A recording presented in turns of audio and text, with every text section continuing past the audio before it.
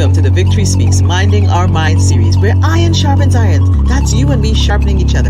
I'm your host, NIcole Waldron, your voice of victory and your mental fitness coach. And I'm on a mission to curate inspiring life conversations with everyday experts, unsung heroes, and thought leaders that will empower us to live a victorious lifestyle.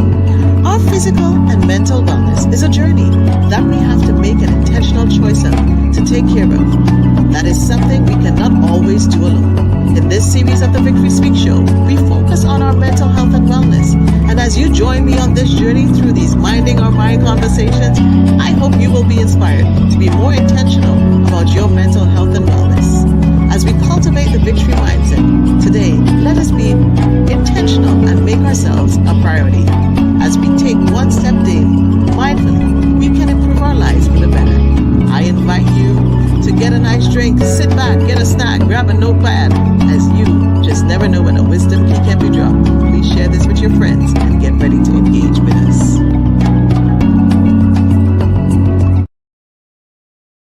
And welcome. It's a beautiful Monday here in Toronto, Canada, where I am coming to you from. If it's good night on the replay or good morning on the replay, welcome. And welcome to another episode of the Victory Speak Show and the Minding Our Mind series.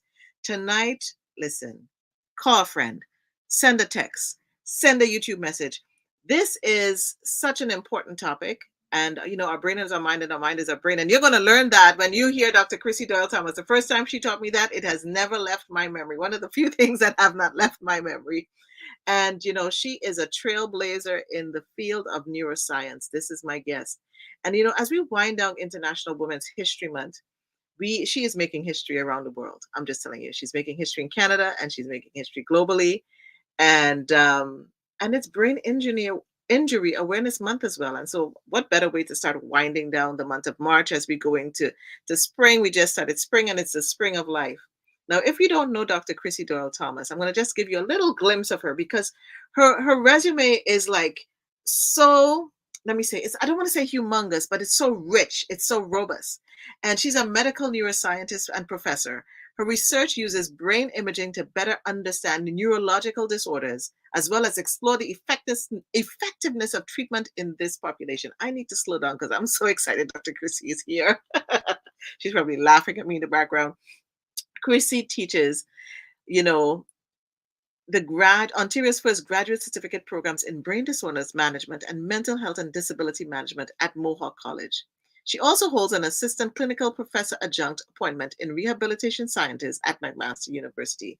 Dr. Krissy is passionate about helping people and understanding how the brain works so they can maximize their potential.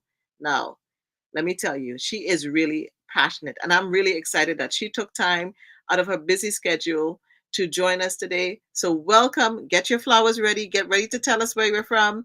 And I'm bringing up Dr. Krissy. Woo! How you doing? I'm good, NIcole. Thank you so much for your invitation and for having me. I always love speaking with you. So this is exciting.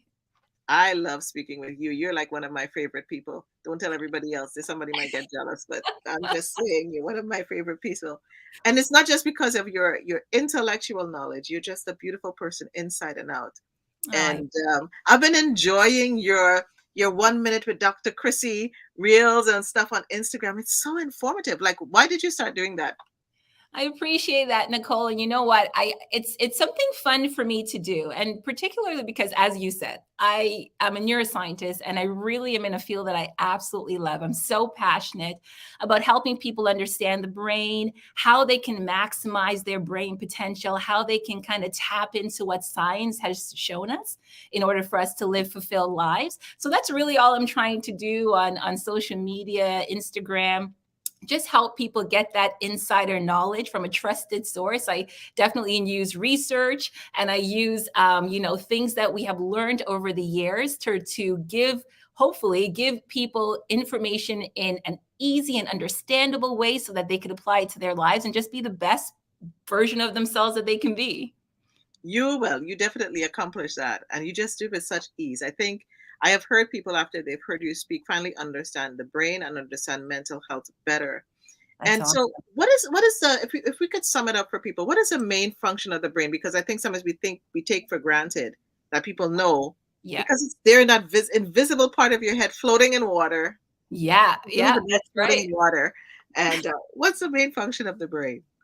You know what? The brain has so many functions, to be honest. And I think you're absolutely right. Sometimes we don't realize all that it does. The brain is important for both conscious and unconscious activities in our body. And to be honest, like the majority of what we know of the brain is a very, very small percentage of what the brain does. Only about 5% of what we do come into conscious awareness, right? 95% of what the brain does is out of consciousness or automatic processes. So when we think about the brain, we're thinking about things like it controls things like our thoughts, our memories, our emotions, our creativity, our intelligence, our problem solving, our attention, all of these really uniquely human things.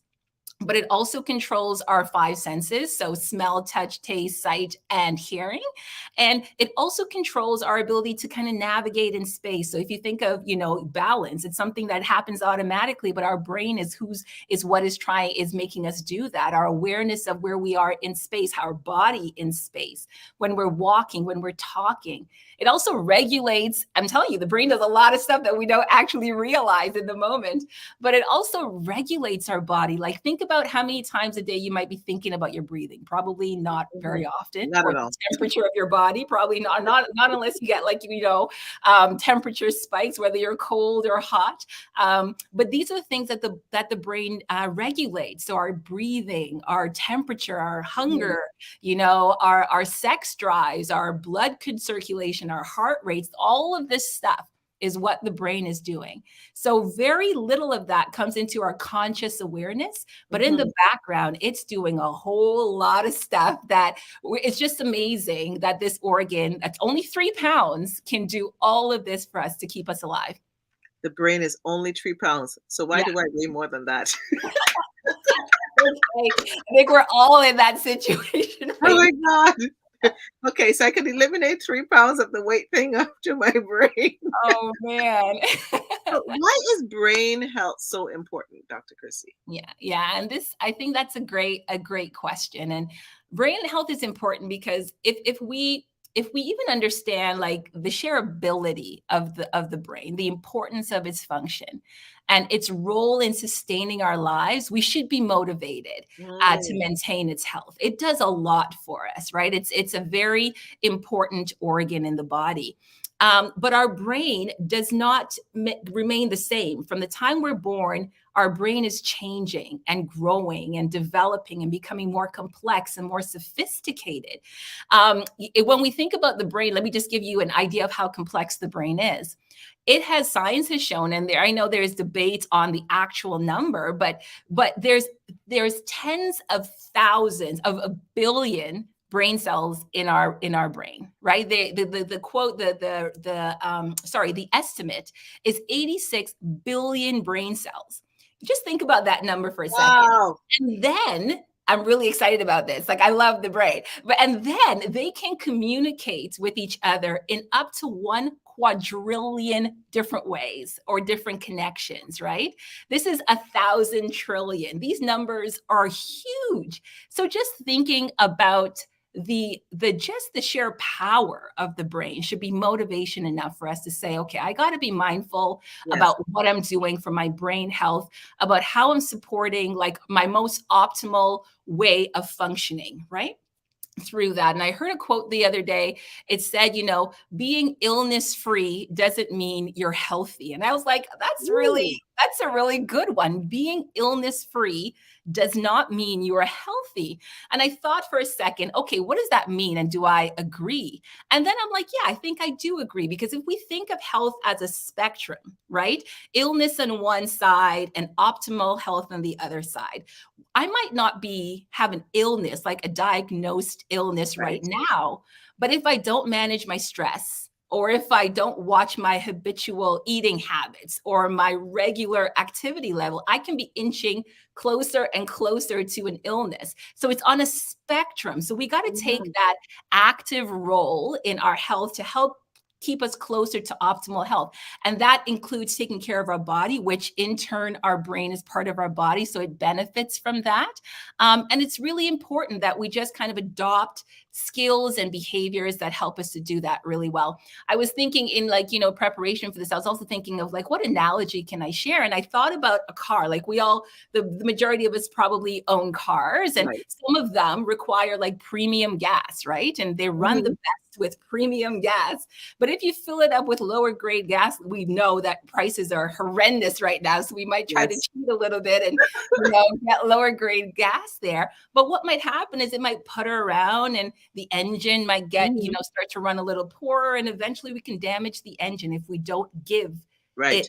it the right kind of care. Right. And it's the same thing with our bodies and our brain. If we don't invest in really giving that, maintaining healthy function, healthy behaviors, and that optimal care, we're not going to have the complete use and benefit of our brain for very long. Wow. You just talked about all those million and trillions and quadrillion things. And I just thought about something someone said, that we shouldn't be multitasking. And Yeah. it wasn't a question I had, but I'm like, as an event planner, as a person doing a podcast, and I'm doing everything. I'm like, I'm literally multitasking. Is that something that is really good for our brain? We cannot multitask. And I know Hey. about it, the interesting thing about it is that we think we're multitasking, right? That's what we think we're doing. But in fact, what we're doing is what science has called attention shifting or set shifting. We're just shifting our attention from one task to the next.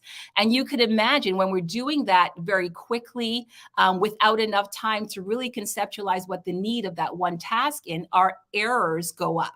Right. So that's why when we're multitasking at times, we have more errors. We're probably slower to get one thing done. It's because our brain is being forced to shift from one task to the next quite quickly. It's like a computer, right? If we have a lot of tabs open, the processing speed is going to slow down because the computer is just trying to do too much at one time. And that's very similar to what happens in our brain. We can't do too much. So instead, we attend to one thing and then shift quickly and then shift quickly and then shift again, and our errors go up, our efficiency, our time efficiency goes down. So it's important that we focus, we stop distractions for a set period of time, and really give our full attention to a task. And related to this is what has been suggested of the 50-10 rule. Have you heard of that? No. Okay, so I'm leaning in. Yes, the 50-10 rule is that you pay attention for 50 minutes and then you take a break for 10 minutes. And what that shows is that researchers shows that our brain can attend to something for about 45 minutes and it can do it really well, but then it starts to lose steam, right? It starts to get tired because in that time of attending, you have different brain areas kind of honing into one message, one thing. So just imagine the resources that are necessary for your brain to focus on that one thing, and also to avoid distraction. So that's really cognitively, the cognitive load is pretty high. It takes a lot of resources. So your brain gets tired after a while. So science shows that, for our maximum attention span as adults, right, is about 45 minutes. And then you got to take a break. So that kind of helps us in really upping our efficiency and lowering our error rates when we're focusing on one task at a time before we switch to another, and taking those good breaks, not getting lost in social media or online shopping or anything like that, but taking those breaks that give your mind a rest. If you're if you're focusing a lot and using a lot of cognitive processing to work, switch what you're doing for your break. Go for a walk, brew some coffee, talk to a friend, use a different part of your brain so that you're giving the different areas a rest, a true rest before you return to work. This is a bing, bing moment. I can't sing, but it's a bing, bing moment. Yes. Focus, I need it. Wow. And I'm like, all my questions, I'm just like throwing out the door right now because this is just like, yeah, we're here because I'm thinking about focus. Right. I'm thinking about, so many people are trying to do so many things at work and not taking the breaks. Then we had Zoom with this Mm-hmm. pandemic, and it seems that like employers are packing in more into Zoom because they're not giving people are going running in between meetings. And then I think of our children. Oh, wow. Oh my goodness. And Yes. like love more, you're right in there. Maybe school and workplaces should take this into account. We Right. need to, okay, Dr. Krissy, I'm giving us homework here. We're going to do a workshop for schools and Yeah. entrepreneurs, because how to take those breaks, because Mm-hmm. this is an art unto its own. I'm even thinking of when you're curating an event, Mm-hmm. how this can play into curating an event, how it plays even as I'm doing this podcast, how this Yeah. curates into being a more effective podcast and show. This is so amazing. I'm going to try and speak English here. I might use like some, so I feel like some sailor language coming out because it's so great. So as I'm thinking of children, Yeah. what can, and the brain health of our young children who've been Yeah. sitting and they've been going through, and this has been a traumatic time for them. What Mhm. should we be doing for our young children? Let's start at the young people before we get to our more mature, seasoned people with gray hairs hiding here. How can we build up our young children? Yeah, in terms of their like, making sure that their brains are healthy and all Yes, those kinds of yes. things. For You sure. feel me? You're reading me, Dr. Krissy. Yeah, for sure. You know what works for kids work for us as well. So I feel like and I'll elaborate a little bit more on the kids, and especially when it comes to learning. I think Mhm. that is something that's really important that we keep in mind. But exercise is very important. Okay, so we've gone through COVID. This pandemic has been horrendous. We've been on the couch for way too long. You know, Mhm, it, mhm. and Nicole, you and I were chatting about like my injury. I injured my knee, and because I've been on the couch so long during COVID, I haven't regained all of my Right. functional ability. And just imagine, what that has done to our brain. We haven't been stretched as much work wise, cognitively wise, of course, in terms of our emotion and those things have been really taxed during COVID and the pandemic. But thinking and exercising and all those kinds of things have been limited, right, during COVID, because we're sitting on the couch wondering when the world's going to open up again, Yes, that kind of thing. yes. But really, when we're talking about brain health for kids and for adults, it's important that we get exercise in whatever way possible. We have to remember that our brain is part of our way that exercising benefits the rest of our body, it also benefits our brain. And when we talk about what exercising does to the brain in particular, we're talking about the fact that it releases hormones in the brain that actually provides an excellent environment for the creation of new brain cells. Yes, we can develop new Mhm. brain cells even into our older years, right? So this is not only something that happens within very young kids as they're developing. The older we get to, yes, we can develop new brain cells, and exercising is one of the ways that it releases patterns of metabolism within our bodies that promotes the release of the right hormones that provides an environment for that kind of brain growth. It also promotes neuroplasticity, which is basically the ability of the brain, neuro meaning brain and plastic meaning plastic, right? Right. The ability of the brain to change. And we say neuroplasticity because it means that the brain can change, it can bend, it Mhm. can twist, it can grow, it can be shaped. Right, it can be shaped, and all those things were figuratively. We can't really bend and twist and that kind of thing. Our brains, Right. but figuratively, our brain Yes. grows, and it's very open to learning. It's very open to building new connections between those 86 billion neurons, Mhm. and exercising is one of the way that promotes that kind of neuroplasticity. It also releases really helpful mood changing chemicals in our brains like endorphins and dopamines. And this is good for kids. Kids have been terribly stressed over this time. They're kind of Yes. sensing the stress of the adults in their lives, and they're kind of leaning into that as well. They might not have been able to see their friends or socialize to the same degree. So exercise, getting them out there is important for their brain health. Letting them go outside, right? Yes. Nature is such a gift. It is such a gift to us, and we need to take full advantage of it. What the sunlight does is phenomenal. It boosts our mood because it increases serotonin, which is a neurotransmitter. It Mhm. Mhm. increases levels in our body. And we know science shows us that this also decreases depression and anxiety and stress. So it's important that we get to the sunlight. Sunlight also enhances our sleep, which is great because sleep actually helps the brain to detoxify itself. Right. Toxins are removed when we sleep. So anything to promote better sleep is important for brain health. It also produces vitamin D. We know that, and it lowers our blood pressure. So getting outside into the sun is also very important for brain health. So let your kids go outside and play as the weather is getting nicer. Let them go to the park, right? Eating a balanced diet. I'm going to go on for a while here, Nicole. Yes, go. A balanced diet. It's so important. I think we underestimate at times that the power of a balanced diet. It really provides those building blocks that our body and our brain needs to synthesize, which is to create those neurochemicals that helps our brain to work as it should. So eating a balanced diet. And when I say that, I'm talking about things like that are rich in omega-3 fatty acids, those things that are high in antioxidants, vitamins, minerals, all those kinds of things nourish our brain. So those, I think, are the top 3 things for kids and for ourselves, I think. Right. Exercising, getting outside, eating well, those kinds of things.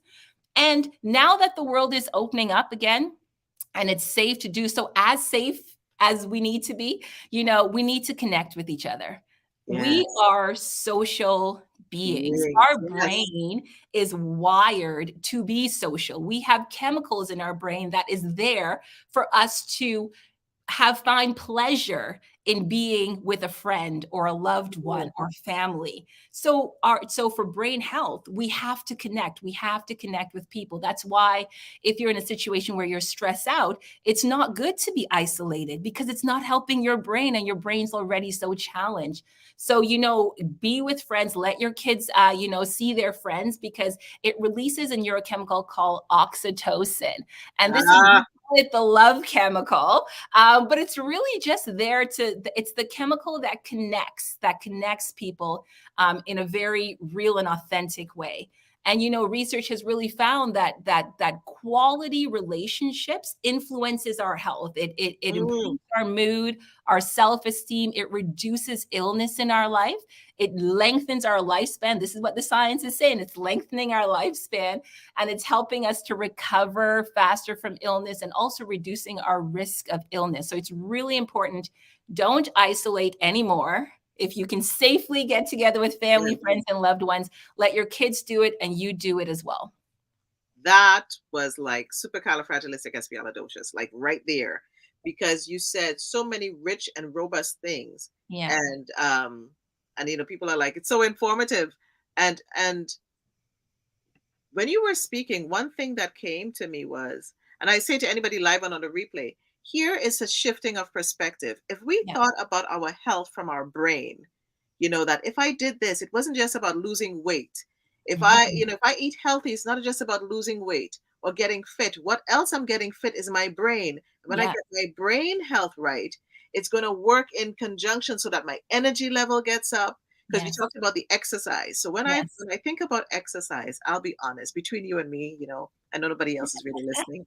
But between you and me, I don't like exercise. I find it very boring. Yes. I like swimming. It's a great form of exercise for me. And so now if I'm recognizing if I switch my perspective that if I'm taking care of my brain, which I need to function, to do my work daily, to function daily, to be a better human being, to be present. If I exercise, it will take care of my brain health. If we think about it for our children, in that way, it may switch the pendulum on how we deal with doing the right things for our brain, because you talked on exercise, and I'm seeing in the chat, Love More is talking about, can we touch a little more on sleep? Sarah is talking about, can we touch a little more on sleep? So if people are having trouble sleeping, then it tells me that something is happening in the brain. What's the thing with sleep and our brain? Yeah. Okay. Or let's lack talk of sleep about that. Yeah. But before I go there, I just want to touch on that exercise thing because I don't like to do it either. So I'll tell you. being really transparent here. Before my injury, I was very athletic. And after that, it just, it went all downhill from there. But when I say exercise, I mean literally just raising your heart rate a bit, whether it's a walk in the morning or a walk after dinner. It doesn't have to be anything terribly strenuous, right? It just has to be something that raises your heartbeat a little bit more, right? To get your body into a semi-stress situation so that things can start to flow and metabolize and to really get kicking in with the chemical processes that our body naturally does, right? So it doesn't have to be anything strenuous. It could be exactly what you want to do, whether swimming is your thing. I think that's lovely.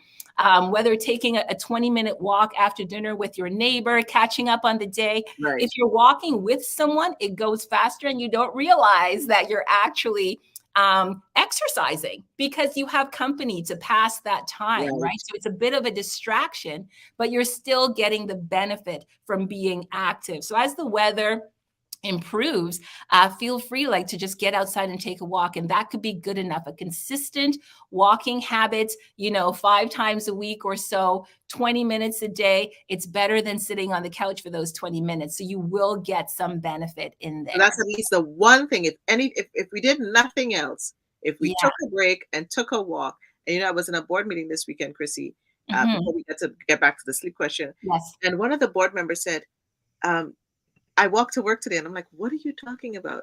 That's great. Said, make sure during this time you walk to work, go outside, come back in the door, go for a walk around the block. And remember, and at the end of it, she says, remember, I'm going to walk home now. She was just going out, but she made sure that she went outside. Yeah. Came back in the door, and that was so, so good. So if anything we can do today, if you feel cold, go in your building, walk around your house.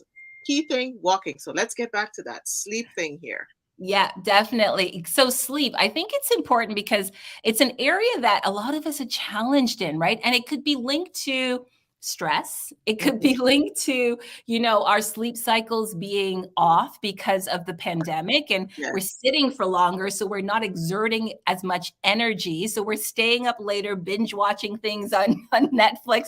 That's me. And, all those kinds of things. And then you can't get up in the morning, and then your day's just thrown off. So you're taking a nap, and then it's just messing everything up. So sleep has been very challenged during this pandemic time, right? But in all reality, sleep is and good sleep is extremely important for our health. The brain actually stays remarkably active while we're sleeping. Our brain never sleeps. There are processes that the brain has to engage in when we're asleep, that if our sleep cycle is off, it throws those processes off as well, right? So it's important that we kind of figure out what are these triggers that are preventing good sleep, and making sure that we address them so that we can fix that, right? Sleep, as I mentioned before, plays a housekeeping role in removing toxins from our brain, right? That build up while we are awake. Now, the brain is constantly working, so it kind of gets a little messy in there. Sleep does the job of cleaning it up. That's why it's good to sleep. You have to sleep. Sleep also maintains pathways of things that solidifies learning and memory that happens during the day. So if we go for kids, we were talking about kids just now, they're in school and they have a test on Friday and they're studying every evening and then they go to sleep. Sleep is helping to solidify those memory pathways to the things that they've learned so that they can recall that effectively on Friday. And it does the same thing in humans as well. And kids are humans, but adults as well, right? It helps us to solidify the things that we're learning and our memories and such like that. So sleep is very important.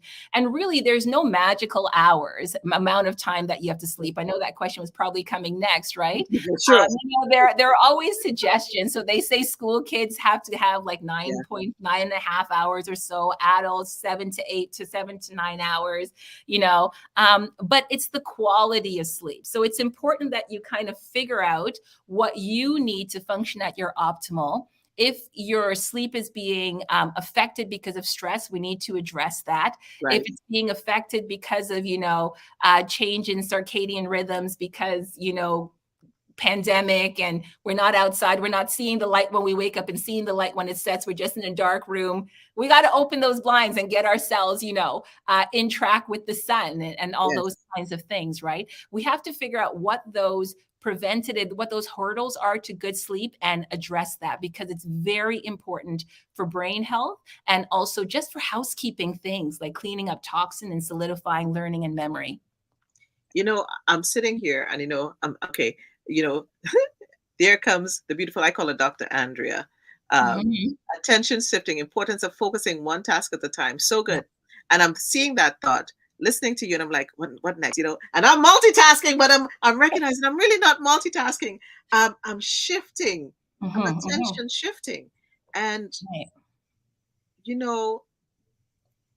I'm always, as I sit here and I listen to these conversations, I give myself more work, because I think of the mental health piece of it, and I think, what a difference if we thought individuals who were really dealing with severe mental illnesses, or even before it became severe, before, because we know that, you can develop bipolar, and you don't have to have it all the time. It can just come on. It can be induced psychosis from whether it's using, say, for instance, cannabis, or from a traumatic brain injury. Right. And we haven't even touched traumatic brain injury. We're building a series here, Dr. Krissy. Do you think Dr. Krissy should be a Victory Speaks expert? I think she should be. I'll be happy to participate. You're going to build the Victory Speaks experts, because as I'm thinking about that, the attention shifting, could you imagine if we taught people with a mental illness, this is what's happening in your brain? Yeah. And we so often go for the medication, and we don't teach them, okay, when you take this medication, this is what it's helping your brain do.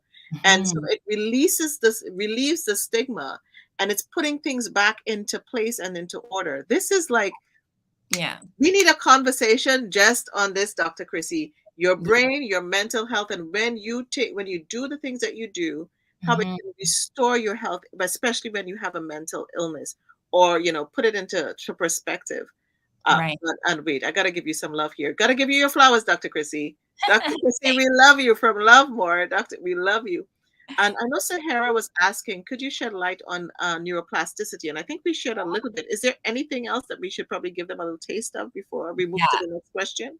Of course, neuroplasticity is such an amazing thing. And there's so much power in that if we just understand our capacity, to grow our brains and to really maximize those 89 billion neurons. And I keep saying that number because I want you to realize, if you go through a day and not realize that your 86 billion neurons are trying for you to use them, you're losing out on a lot of potential there. And Neuropath Plasticity is one of the ways we can tap into that. So let me explain what that is. Thank you so much for your question. So when we think about neuroplasticity, again, the words neuro, brain, plasticity, plastic. So what we're talking about is the malleability of the brain's easy ability to change. And the way it changes is when we learn, like when we do something repetitively, when we're adapting or adopting a new behavior, a new thought pattern, a new way of being, these things are changing our brains, right? And over time, the more we do it, is the more automatic it becomes. I always give this example.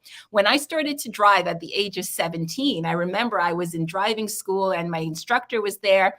And after my instruction, my body was all tense in my hands. I'm like, why is my leg hurting and this arm hurting?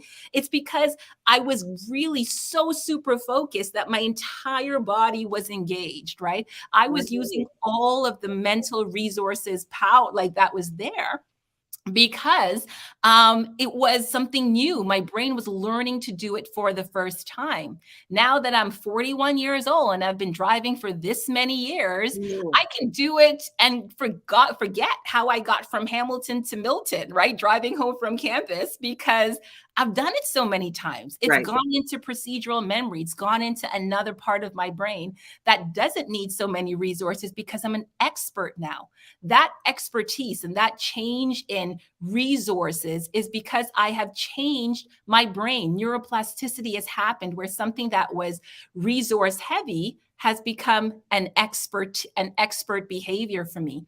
And that Mm. is an example of learning. That's an example of my brain changing. And you might have an example in your life where something at the onset took a lot of brain work, a lot of focus, and now you can do it automatically. That's an example of neuroplasticity. So when we're talking about that, we're talking about the ability of the brain to change and grow and strengthen itself, right? And it is a form of brain fitness. We can exercise our brain, and this is like, how are you going to do that? Like you know, it's not like a I was limb wondering. weights. Like, it's, how do we do this?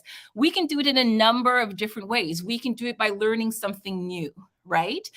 So think about, it's springtime. What's something new? Is it a new recipe or a new way of a new exercise? Or is it that I want to improve my ability to read? Those kinds of things. Just get something new that you haven't done before. It will be hard at the beginning, but practice makes progress, right? The more Ooh.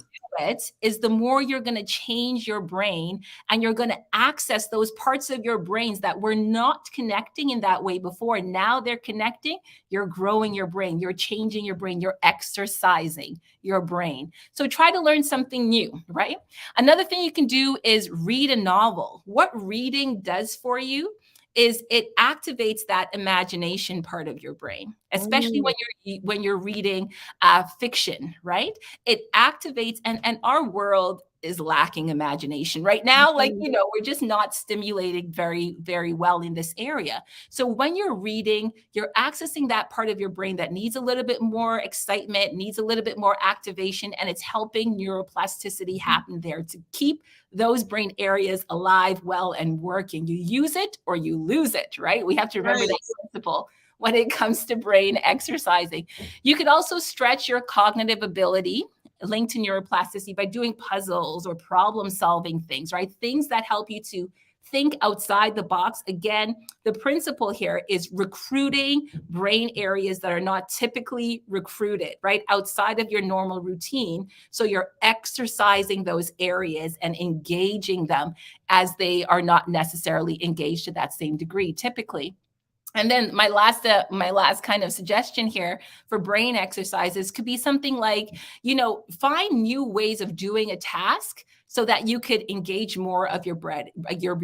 If you have like an analytical task, try to add some creative elements in there so you're engaging more brain areas, creating more intricate and sophisticated circuitries, and really just bringing more of your brain online to create new and interesting connections. And really, you're exercising those parts of your brain that may not be accessed as readily on an everyday basis.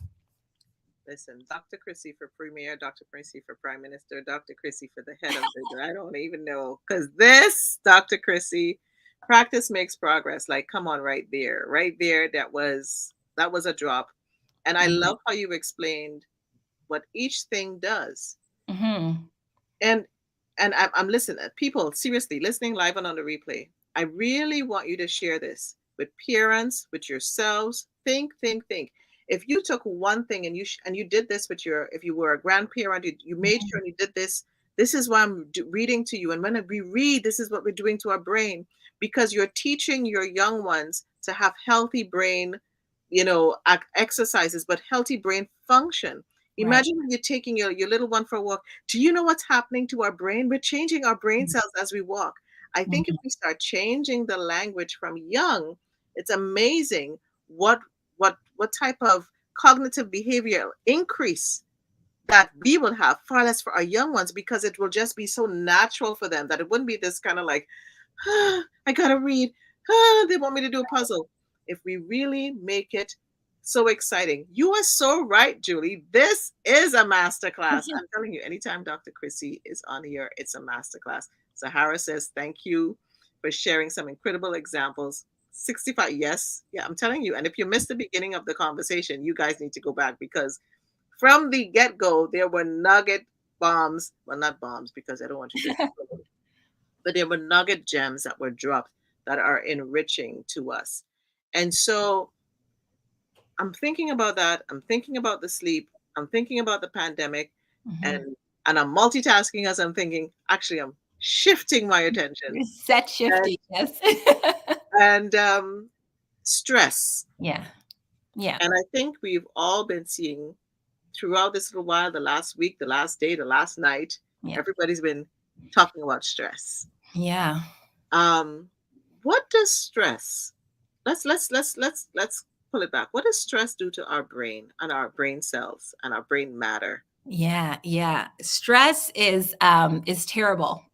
It's terrible. Mhm. So we have the benefit of short-term stress, and we can talk about that. But then stress, it's like a switch. When we have too much stress for too long, it starts to be detrimental to our brain, right? So in the early, the short-term stress, it could be good. It can make us more alert. It can Yeah. help our thinking to be clearer. It can give us send energy to the right places in our body to make us alert and more engaged. But it's meant to be a response to an imminent threat, right? That's what Mhm. it's meant to be in our body. It's not meant to be long term. It's meant to be life saving. So if Right. we see a snake, right, that stress response will kick in automatically, Right. get us out of that space as quickly as possible. But that's not the same brain areas or networks that we're engaging when we're thinking and when we're processing emotions and when we're trying to be thoughtful and problem solving and figuring out our goals. And those two cannot happen at the same time. So when you're stressed out, you can't be doing that sophisticated level of thought. So what happens in our body when we're stressed out? It activates this brain complex, right? It's called the HPA axis, and those letters stand for different parts of our bodies, the Right. hypothalamic, pituitary, adrenal axis. But just say HPA for now. The structures aren't important. I sound intelligent if I say it. The HPA. The HPA axis, and that's all you need to say, and everybody will be like, "Whoa, what's that?" Anyways, but that's really a complex kind of feedback system. And what it does, it activates our stress response. So it releases our stress hormone, cortisol. We all know about cortisol, right? Mhm. That's our stress hormone. And our body stress response kicks in. So it races our hearts, our palms get sweaty, all those Mhm. kinds of things, Mhm. right? So in short term, it's great. It gives us energy to our muscles. It helps us, it increases our heart rate and our breathing. These are all things that readies our body to fight an imminent threat, right? Whether we're going to fight or whether we're going to run away. That's what it's supposed to do. And this HPA axis is one of those automatic responses in our brain. We can't control it. It just happens, right? And it also talks to other places in our brains, like our amygdala, and that's where we process emotions, specifically like fear processing, right? And it talks to our prefrontal cortex, which is where we problem solve. So it helps us to engage in that as well. And this is the network that works together when we are facing a threat. It's good in the short term. But when we talk about long, prolonged stress, what's happening here is this HPA axis remains active, and then it starts to cut away at our physical and mental health. Right. Cortisol is actually a neurotoxin. That's why when you sleep, it helps you to manage stress better, right? Mhm. Because sleep removes the toxins, right? So cortisol is a neurotoxin.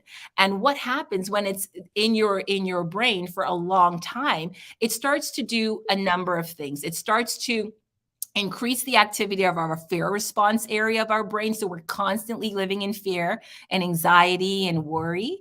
It also starts to break down the parts of the brain that are involved with our learning and remembering things. That's why when you're stressed out, sometimes you keep forgetting simple things like where's my keys, or what was the Yes. last thing I was doing, or I can't remember, because you're stressed out. And cortisol is affecting those parts of your brain that has to do with cognitive thought, right? Or thinking. And then it's also affecting or shrinking, cutting away at the parts of the brain that help us with thinking and reasoning. So it's Mhm. really breaking down all these important aspects of our brain that we really need. We really need to be online, right? So stress is not a good thing, and prolonged stress can actually lead to diagnoses like depression and anxiety, also post-traumatic stress disorder Yes. can come about, and honestly, some types of dementia can come about because of stress. So we have to be mindful that if you have prolonged stress, we need to address that, because it's affecting your brain both physically, how it looks, and how it functions. It's so rich, so rich. Mm-hmm. And Dr. Krissy, you shared so much there, and I really hope people, you're paying attention, because there were so many little hints in there about stress. And when we don't take care of what's happening and we don't address the stress that we're feeling, it can metastasize into something else, manifest into something bigger than it should have been. And Right. sometimes we as human beings, especially now, we're so strong and we can handle this, and Mhm. men can handle this, and the strong woman can handle this. And no, it's not about handling it. It's recognizing that this body part called the brain, that is only Mhm. 3 pounds, is only supposed to handle so much at a time, and has Right. different ways it should handle certain things. Right. And treat it with care, just like you would treat. Sometimes I think we treat maybe our cars or our homes better than we treat our body and our brain. And Right. so I am so appreciative of that. And thinking of what stress does. When I think of trauma, Mhm. because there was a question that came in earlier when I said to people, you can ask questions. Um, it was such a good question that it's a perfect time, I think, to ask it. Is it possible to erase trauma from the brain, or is it forever there? Yeah, that's interesting. It's an interesting question. I think we might need a longer time to talk about it. Okay, so But maybe we should do a show on trauma, but we can touch on it briefly. yes, we definitely can. Now, interestingly enough, as I said, the brain is always changing, Hmm. and emotion is a very potent teacher, right? So when because you have to think about it, the brain's job is to keep us alive. It's for us to survive. So if there's a real emotion in there that's telling you, I have to go into survival mode, that is going to take a lot of real estate in your brain and affect a lot of the things that you would be doing, right? In terms of how you process Hmm. emotions, how you think through things, all those, your triggers, all those kinds of things. So when we come to trauma, there will always be a trace because your brain cells have changed to adjust to that life experience. And a Right. lot of our life experience becomes part of our subconscious. They don't always come back to, conscious awareness, but they're affecting our mood, they're affecting our emotions, they're affecting our decisions and our thoughts. It's that intuition. When you Yes. say, "Oh my gosh, I have a gut feeling. I just feel like I should do this. Mhm. So I feel like I should do that." You know what? It is a part of your past experiences influencing your thoughts subconsciously, right? Remember, I mentioned only 5% of what the brain does ever comes into our conscious awareness. There's a lot of stuff happening in the background. So, trauma has changed your brain. And it is possible that that is a long lasting change.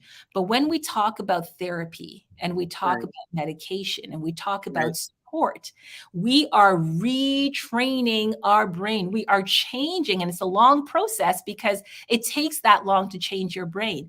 But we're taking steps to retrain those brain cells to understand that emotion and that life experience in a different context, one that might help you get past it, one that might help you make different decisions, one that might help you address that trigger in Hmm. different ways. So it's a matter of investing the time to allow your brain to learn again a new way of living with that past experience and making it more positive. Well, Right. none of that. I'm not saying that the situation would be positive, but now, who are you afterwards? How do you interpret how you're showing up to life? How can that be a lesson learned to make you a more whole version of yourself? And all of that takes work to retrain the brain. So it is possible that although trauma has happened, you can change your brain to, learn from that, to incorporate it into new behaviors, new Right. ways of thinking, and new ways of being so that you can still be whole and you can still heal from that experience. So you might not erase it, but you can grow from it in ways that would show your brain is changing to create a different context around this experience. You answered that. I know it's a complex question. but you answered it so well. And it really speaks to that. I think it would be really good to have that conversation about traumatic brain injury and Mhm. trauma, and how that shows up, and what we can do, um, and the time that it takes. And don't give up. Don't give up, but you have to have patience because it's an organ that you're dealing with. Right. And so as we start running down, there was one more question from the audience that was sent in, and she asked about, she emailed it to me, and she said, um, I have a 5-year-old and a 10-year-old. So Mhm. what happens in the brain during that time period between the 5 and the 10? And she had mentioned in the email, they always talk about, when a child is 5, they're like a sponge and stuff like that. But after that, Mhm. 1 to 3 years old, when they're the sponge, what's happening between maybe that 5 to 10 year increment? Yeah, that's a great question as well. Now we have the brain is always growing, especially in kids. So the brain grows tremendously over the first 6 years of life. It's laying down some new circuitry, understanding how to exist within this world. How can I communicate using language, using body language, right? Using gestures, all these kinds of things. And all of that is laying down circuitry and connections within the brain that would help your kids exist and survive and live in that space. Learning and growth still happens, but it kind of slows down after 6 until they get into those preteen, those adolescence years when we start to see hormones coming and all those kinds of things, and then new chemicals being introduced to the brain, and then a period of brain growth happens again. And this is where those circuits are really starting to be nicely shaped, where kids are starting to understand themselves, who they are, relating their emotion to their cognition, to their ability to exist within a family, a school setting, responsibilities, all these kinds of things. The brain is ever changing. So there are periods in our lives. And then, too, our brain still continues to develop until our mid 20s. Our frontal lobes, our brain front in that way. And the last part of our brain to develop is our prefrontal lobe, the very front. And that is not fully developed until your mid 20s. So it takes a really long time for our brain to get to that mature state. And even as adults, we can change our brain through neuroplasticity. Remember, I was talking about learning, trying new things, reading, exercising your brain by doing puzzles and stuff like that, right? So there's a lot of growth that's happening during the childhood period and the preteen adolescent times, and it's not the same state, right? It's different things. In the first few years, it's survival, it's communication, it's laying down who is my support system, how do I interact with my caregivers, all those kinds of things. When we get to preteen and adolescence, we're starting to be my concept of self, my concept of being, who am I as a person, and what does that mean? Amidst hormones and everything else, and amidst a frontal lobe, which is responsible for thinking, making good decisions, all those things that are not online as yet. So there are going to be errors in your teenage years, right? Because we're the part of the brain responsible for thinking and making decisions is not mature as yet. So as parents, we just kind of have to sense where our child is in their stage of development and just be sensitive to that, respond to that. And not all kids are the same, right? I have 2 kids. I have 2 boys. One's 13 and one is 8, and they are completely different people. So the way I parent the first kid will not translate at all. I'm learning does not translate to the second kid. So just being responsive and knowing that they are going through periods of brain development and they're going to need different things from you at different stages, just being mindful and open to that is fine. And when they make errors and mistakes, especially the teenagers or the preteens, it's okay. Their brain is not fully developed yet. That's not going to happen until their mid 20s. So just keep in mind that it's a process. It's a process here in really getting the full use of our brain.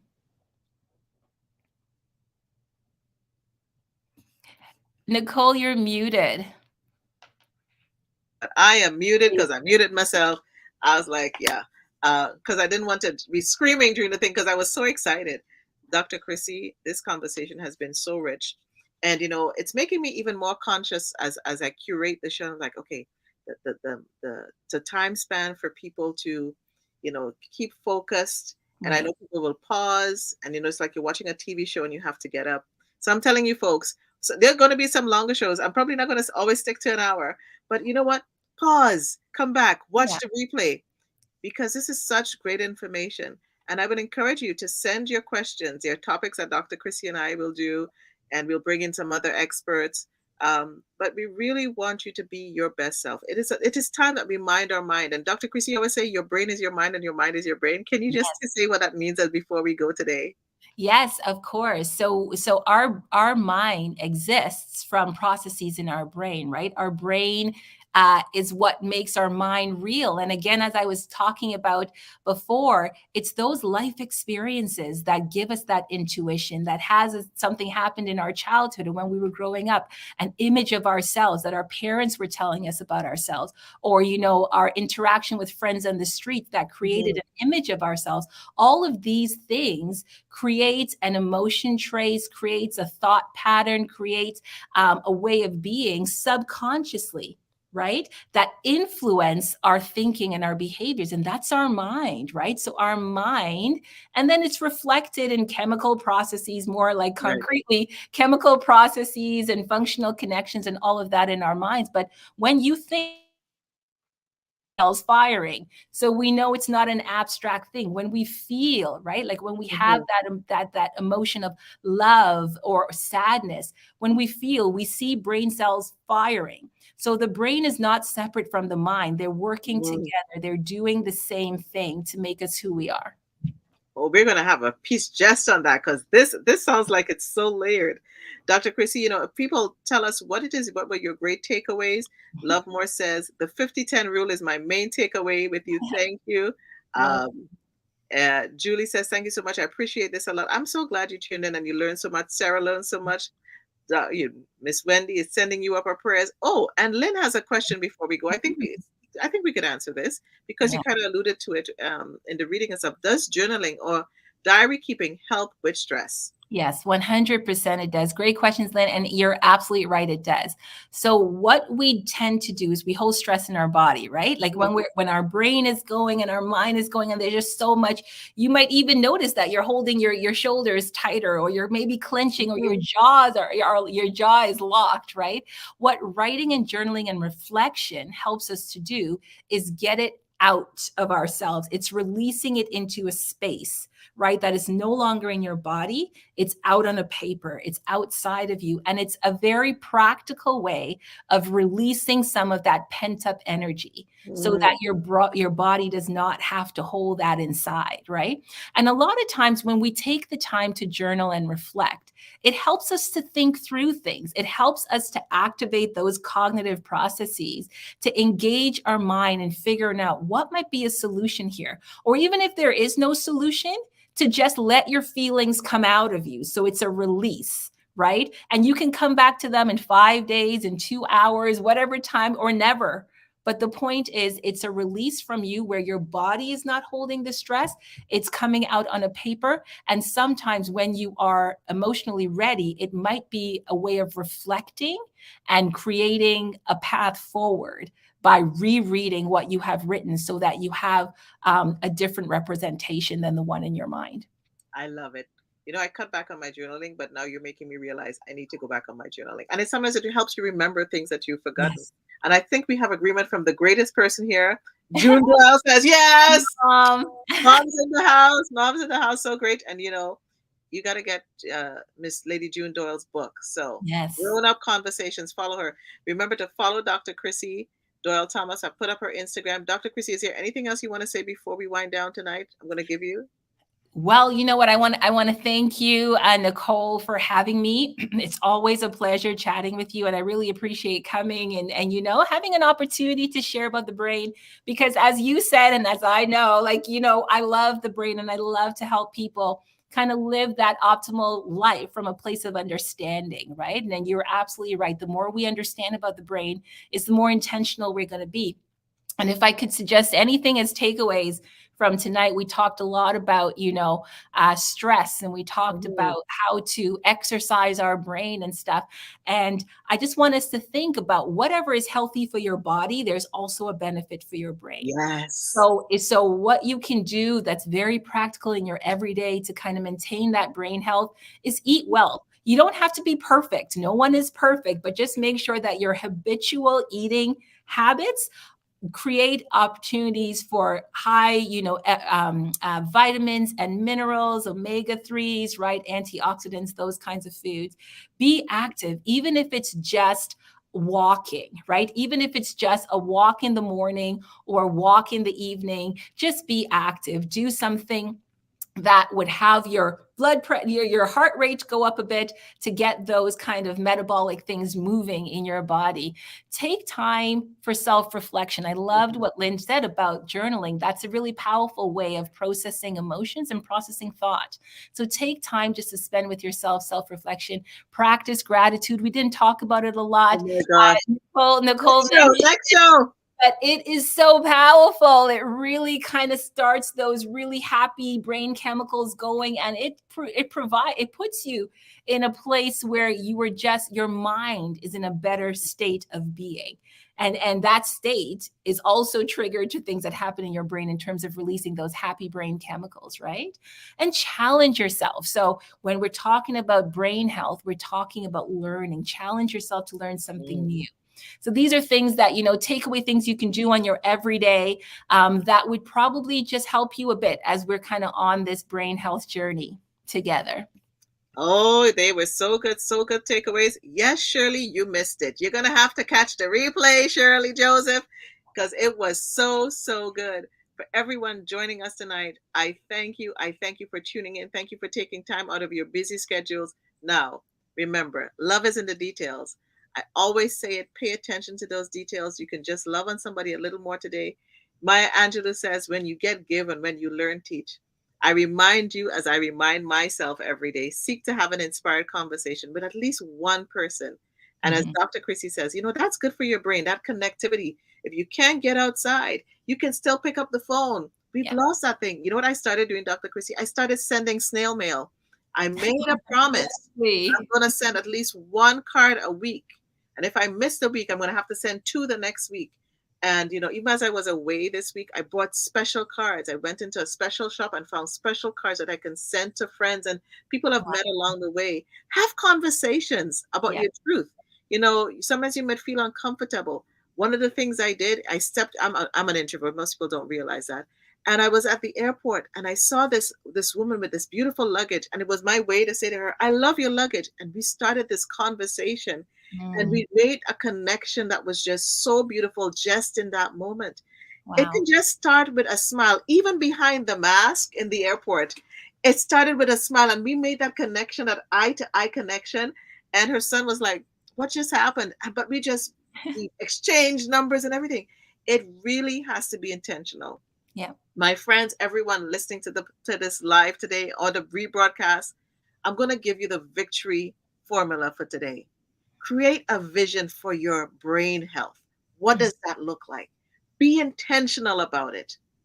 And then you have to cultivate it. Dr. Krissy gave us so many different things, the exercises. So as you're intentional, cultivate it. So then you can transform your mind. You have to renew your mind daily. Dr. Krissy talks about the neuroplasticity and how our brain is renewed and it can grow every day from young to old. It doesn't matter. And take time. And you said it at the end, the gratitude. Give yourself time for an ovation. Celebrate yourself. And remember to rest. The important part, the sleep. Yeah. Sleep is important to restore your brain cells and to get the toxins off. But you know what, people? You have to yield to the process. You have to be humble and recognize that, my brain health is important to my overall health. And so, my friends, that's my victory formula. I created a victory formula just out of what Dr. Krissy did today. And I hope you can too. You can catch the replay on YouTube, on the Victory Speaks channel, YouTube 7. Sorry, I'm so excited. Okay, wait. I just saw a comment from June Doyle. I'm going to call her Dr. June Doyle just now. I write my prayers also. It's one time to pour out my feelings. It's just as powerful as verbal. Yes, the power of the written word. And so, my friends, please share this one. I think this one was definitely a masterclass, as someone stated earlier. We appreciate you joining us tonight, and take note of the victories in your week. Good night.